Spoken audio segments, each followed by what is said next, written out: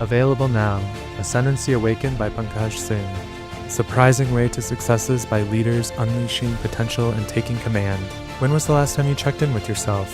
Leadership isn't just about confidence, it's about overcoming burnout, responsibility, and unseen challenges. Ascendancy Awakened delivers a powerful framework to help you take command of your life and career with the Ascendancy Action System, a transformational approach to unlocking your full potential. Don't wait. Get your copy today. Visit singpowerupcoach.com now. I'm Tristan, a shaman, astrologer. Welcome to the Becoming You show, where limits get torched and possibility takes the mic. I'm Leah Rowling, human in permanent beta, neurostrategist, mom to 3 amazing humans, married to 1 legendary soul, and your no fluff permission slip to stop waiting. Every week, we rewire brain patterns, smash hand-me-down mindsets, and dive into the daring, identity-shifting conversations most people dodge. Ready to turn potential into proof? Grab your pen. Your next chapter starts now. Hello, my beautiful friends. Welcome back to the Becoming You show. I'm your host, Leah Rowling, and I am so thankful that you are tuning in to this conversation today, because it's a good one. It's 1,000% honest. I'm not entirely sure I have it all organized in my mind, but I'm going to share it anyway because it's just on my heart, and this is my podcast, and I can do and say what I want. So thank you for being with me. Thank you for letting me vet some of my thoughts and my conversations and my heart with you. I just adore and I love you. I do. So thank you. Before we go anywhere in this conversation, I want to slow us down just a bit, because if you've been feeling heavier than usual, maybe even just a touch more exhausted, maybe more aware of the world, more tender to what's happening around you, personally, collectively, globally. I want to say this clearly. Nothing is wrong. Nothing has gone wrong. This heaviness isn't evidence that you're failing, that the world is collapsing, that it's awful, okay? It's not a sign that you're weak. It's not proof that you're doing life incorrectly and that life and other people in the world isn't to be trusted. Okay? Often it's the opposite. It's a sign that you are awake, that you're paying attention, that you're letting yourself feel the fullness of being alive.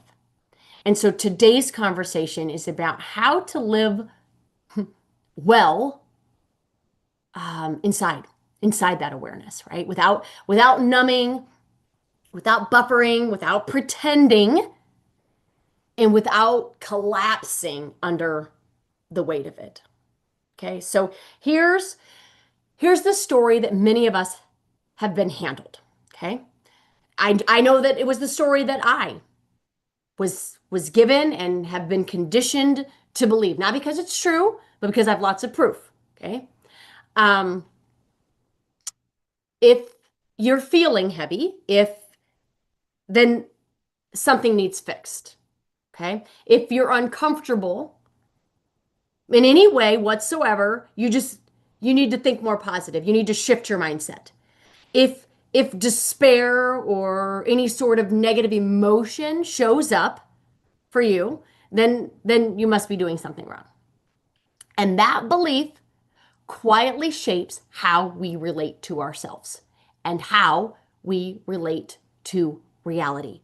We have been taught, implicitly or explicitly, and both, okay, that the solution, hang with me guys, that the solution to this discomfort, this despair or uncertainty is optimism. Okay? Think positive, reframe it, look on the bright side. Find the silver lining. Heck, I've said the same things myself. And optimism can be beautiful. This is how I said at the very beginning. I'm putting this out there because it's not quite filtered. But it was important enough because I've seen it create harm. The very thing that's supposed to create beauty and magnificence and brilliance can create harm. So, as I mentioned, optimism can be all those things, brilliant and beautiful and magnificent. It has its place, no doubt. But here's what I want to gently challenge today. Optimism in and of itself asks us, think about it, asks us to deny half of reality. Okay? It subtly suggests that if we're feeling pain, sadness, grief, despair, discomfort, that we need to move past it, transcend it, outgrow it, fix it. But life, it doesn't work that way. Right there, not because I say so, there's a universal law. The universal law of polarity suggests otherwise. We don't get light without dark. We don't get love without loss. We don't get meaning without pain. And this isn't a mistake in the system. It is the system. And when we try to live it as if only one side should exist, we don't create peace. We create resistance. Okay?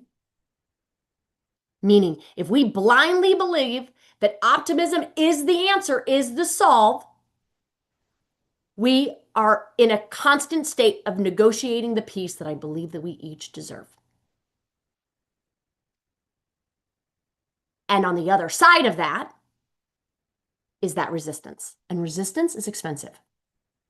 It drains our energy. It narrows our perspective. It quietly pulls us out of presence. And it has this interesting turn of event, okay? None of this happens because life, this is what I believe, okay? None of this happens because life is too hard, but because we're fighting what already is. Okay? So here's the distinction at the very heart of this episode. Suffering, right? Which if you've listened to me talk, I believe that it's part of life. It's the 50-50 part of our human experience. And when we resist that 50-50, suffering increases. Suffering increases when we argue with the parts of life that we think shouldn't exist. Okay? And this is the same argument that we have with reality itself, with what already is. Right? I hear my clients and even myself say sometimes, this shouldn't be happening.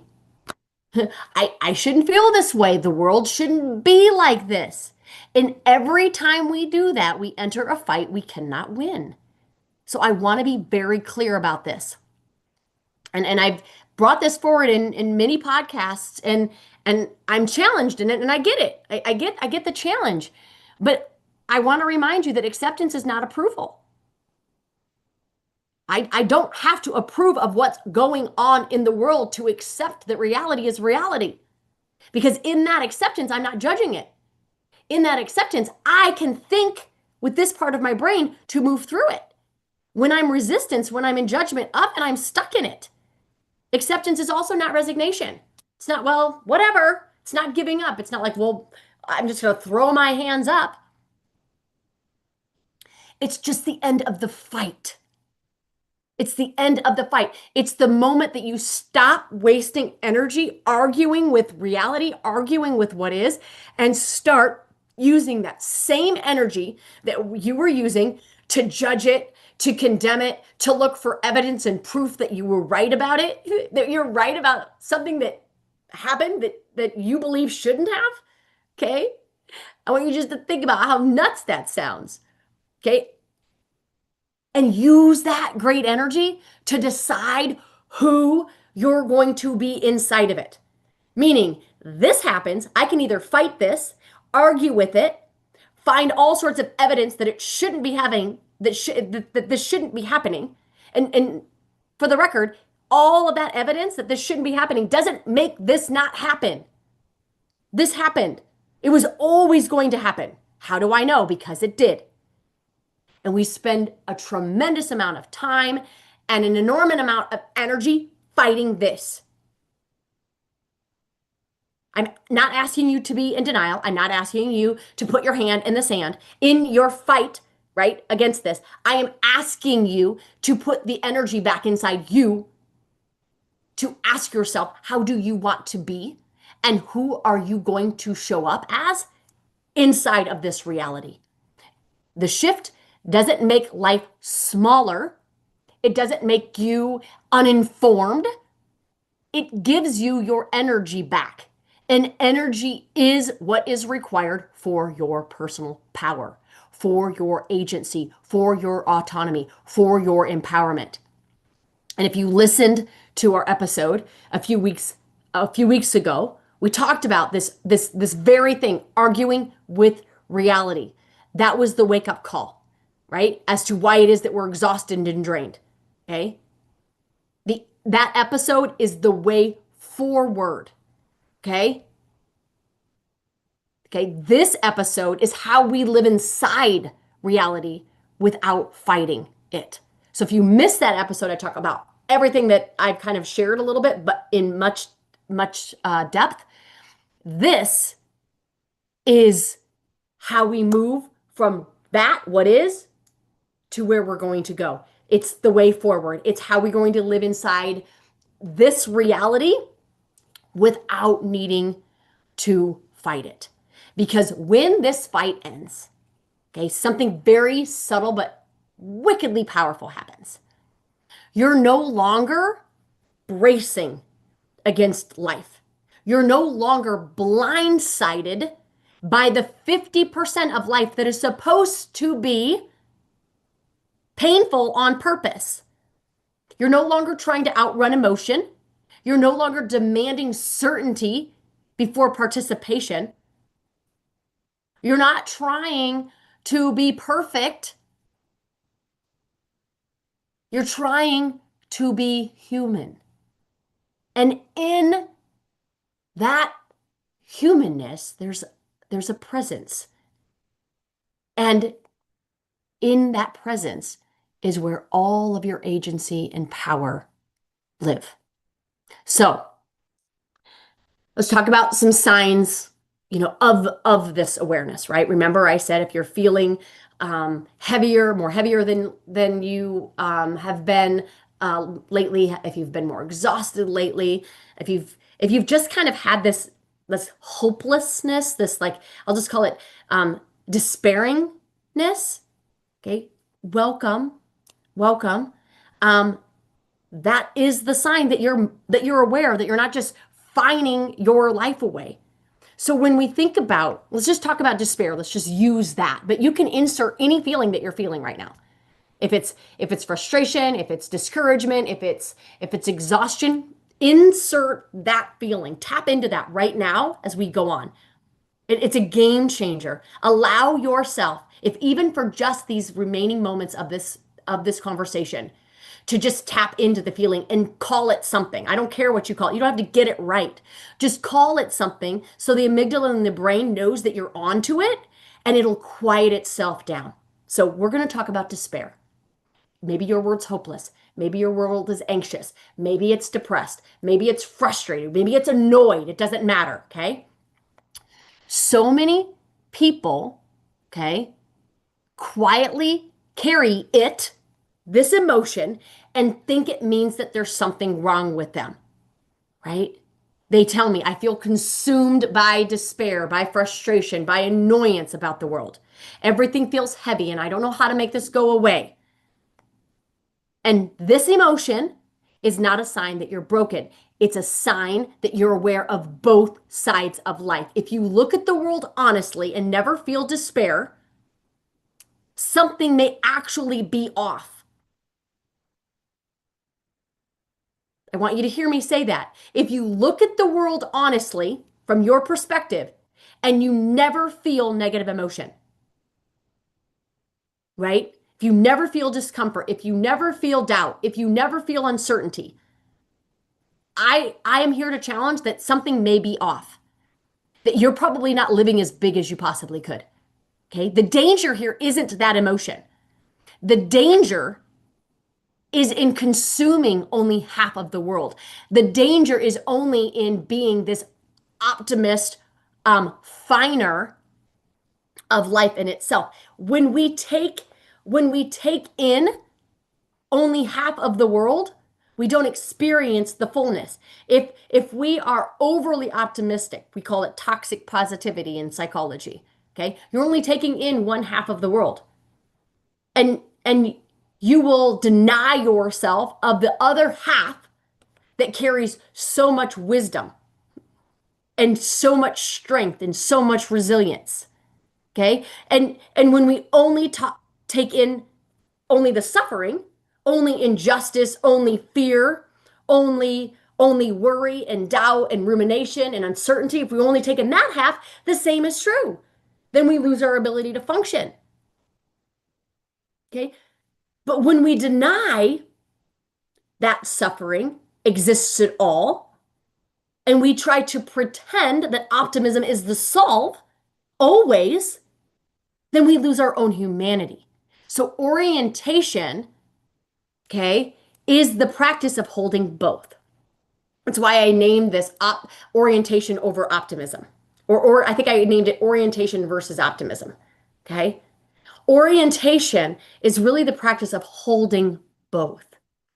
Holding room for the optimistic beauty of seeing the world in the way that allows us to be grateful and allows us to harness the wisdom of what's good. And it allows us also, equal at the same time, allows us to lean into the realities of life that may be harder, right? That even we believe that they could or should be, but to be grateful for that also. Okay? Seeing clearly both sides gives us permission and freedom to not be blindsided when life happens, as it will, against our will, and when life happens for ourselves. And I like to think that this orientation is allowing all of it to unfold for the good of ourselves. It doesn't mean that it's going to feel good. It just means that it's going to feel, right? Not good, not bad. It's just going to feel. So this matters, okay? Because not everyone experiences polarity in the same way. So here's something really important to understand.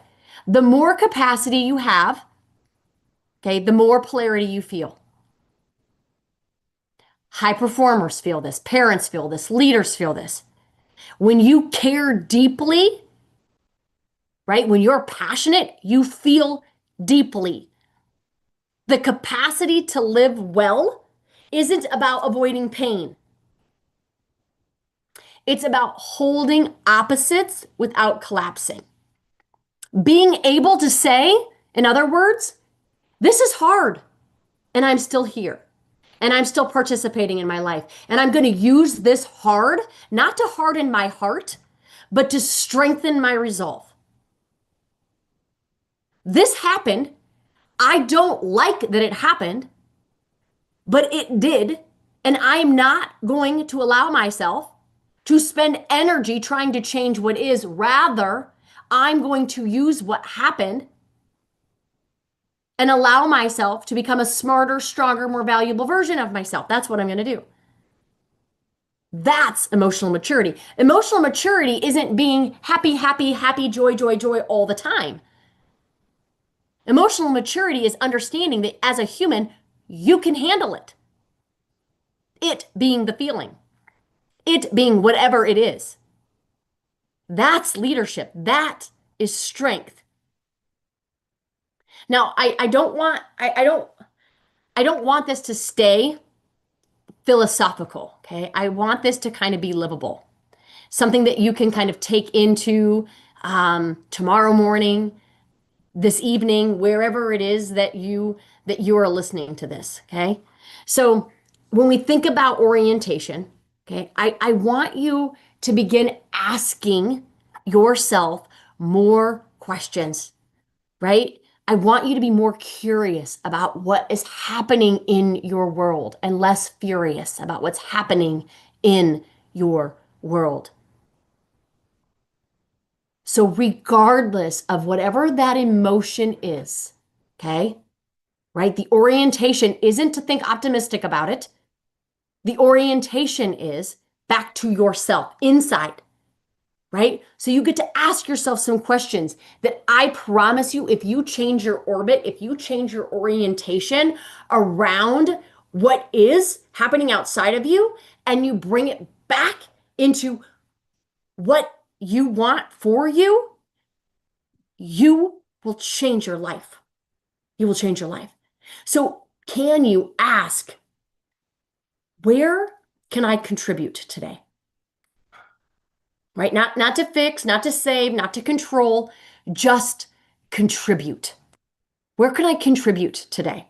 Maybe you ask yourself that while you're brushing your teeth in the morning. Where can I add a level of contribution to myself?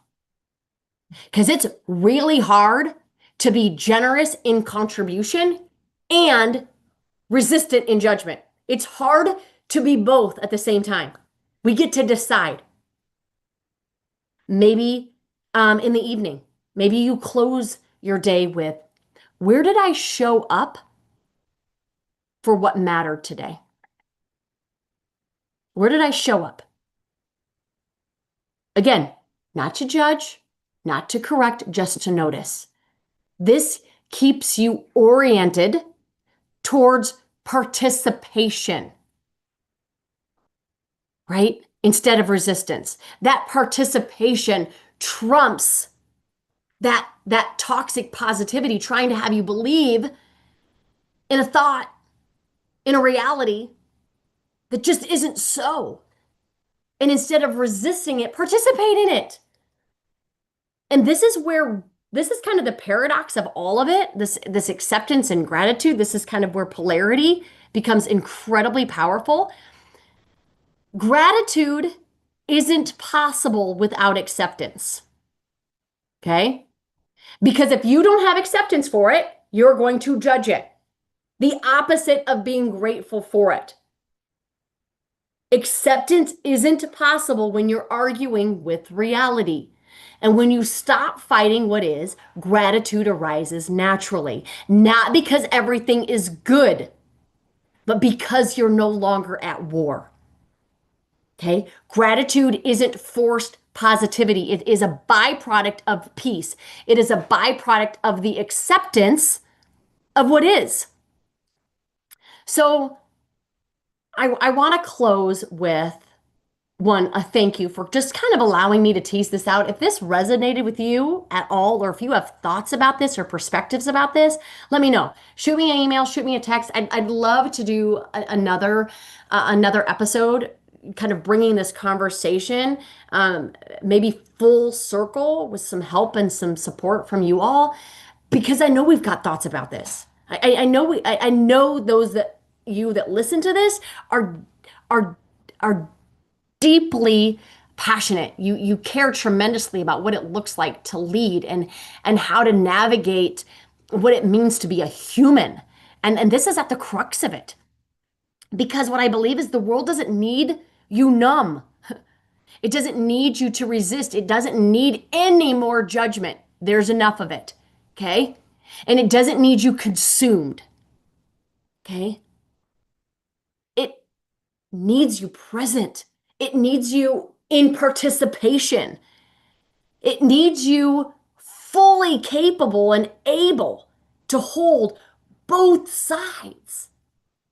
To be grateful, right, for the hard. To be grateful for the pressure. To be grateful for the struggle. To honor it. And to be grateful for life itself. Breath, love, joy. You belong in this world. Not because it's perfect, but because you're capable. And that capacity grows the moment that we stop arguing and fighting with what is and we start orienting within it. So, thank you. Thank you for being here. Thank you for being willing to stay as I kind of tease out some of these thoughts. Thank you for just being in this world with me and for having confidence in your capacity, because it's in this capacity that we grow and build leaders, right? I'll end with something that I shared at a conference just yesterday. I believe there's two mindsets that the best leaders have. And I know that if you're listening to them, you're one of the best. One, the best leaders know that there's always more to know. And so thank you for allowing these conversations to kind of be intuits of what it is that I'm learning and what it is that I'm knowing, even though they might not always be carefully crafted and perfect. We're learning. The best leaders know that there's always more to know and there's always more to learn. So thank you for being open-minded. And secondly, the best leaders lead other people into their best. And I know you're doing that. I know you're doing that in your life, and I know that you're doing that in your families, and I know that you're doing that with the people that you lead, and I know that it can be lonely. And I know that you probably don't get acknowledged as much as I believe you could. And so let this be an acknowledgement of you, that I'm in honor of the light and the love and the strength within each and every one of you. And I appreciate you. I appreciate the work that you're doing in the world. So thank you. I love you. And I will see you in the next conversation. Have a good one, everybody. Take care. Bye-bye. If this episode cracked something open, good. Let it. And then head to leahrollingcoaching.com and grab the tools to rewire the story and reclaim your future. It is yours. And then share this with someone who's still waiting to be chosen, still waiting for permission, and remind them they don't need a breakthrough, that they are the breakthrough. Until next time, my beautiful friends, invest in you and keep becoming.